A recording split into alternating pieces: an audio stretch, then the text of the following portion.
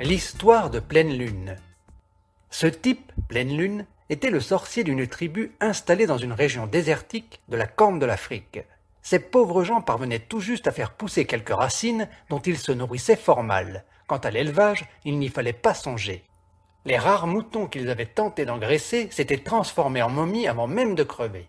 La tribu comptait trop de bouches à nourrir, car les femmes continuaient à donner la vie, même si c'était une vie de courte durée, comme une flamme d'allumette aussitôt soufflée par le vent. Pleine Lune, devant l'insuccès de ses tentatives pour faire pleuvoir des vitamines, changea de tactique. L'idée lui vint d'une solution originale pour vaincre la disette.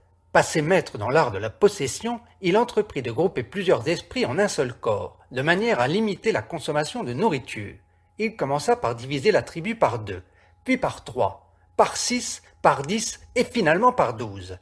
C'est-à-dire qu'un seul membre de la tribu contenait les esprits de 12 membres de la tribu. Les 11 corps dépossédés d'esprit étaient mis à mort, si bien que le 12e, contenant les 12 esprits, avait 12 portions à se mettre sous la dent. Dans ces corps, pris parmi les plus vigoureux, devenus des sortes de HLM, le temps de jouissance de chaque locataire se réduisait à 2 heures par jour. Cette cohabitation n'allait pas sans frottement, lorsque par exemple, l'un des locataires négligeait sa corvée de nettoyage ou d'expulsion d'excréments, mais ces cas étaient rares. En général, la règle « on est prié de laisser ce corps aussi propre que l'on aimerait le trouver » était respectée. Il y avait aussi des problèmes dus à la présence d'esprits femelles dans des corps masculins, ou d'esprits mâles dans des corps féminins, avec les conséquences immorales que cela suppose. Mais ventre affamé se moque de la morale. Non, le plus pénible, c'était d'assister dans l'une des rues du village à la mort inopinée d'un des corps bourrés d'esprits. Il fallait les entendre crier, tous par la même bouche. « Une place, s'il vous plaît, rien qu'une petite place !» Les autres continuaient à vaquer et se déclaraient complets, d'un petit ton sec. Les malheureux ne disposaient que de 3 minutes pour se reloger. Passé ce délai, ils s'effilochaient dans la nature. Pleine Lune, brave type, ne pouvait pas résister à ces appels de détresse. Il trouvait toujours une petite place pour abriter les esprits sinistrés. Il en était arrivé à 47 locataires, si bien qu'ils vivaient chacun une demi-heure par jour. Mais Pleine Lune était mal vu par ceux-là même qu'il avait recueillis dans son propre corps. Ils finirent par réunir 47 signatures au bas d'une pétition réclamant le départ de leur hôte. Le pauvre Pleine Lune, désincarné, se retrouva sur le sable, avec 3 minutes de battement pour trouver un nouvel habitacle.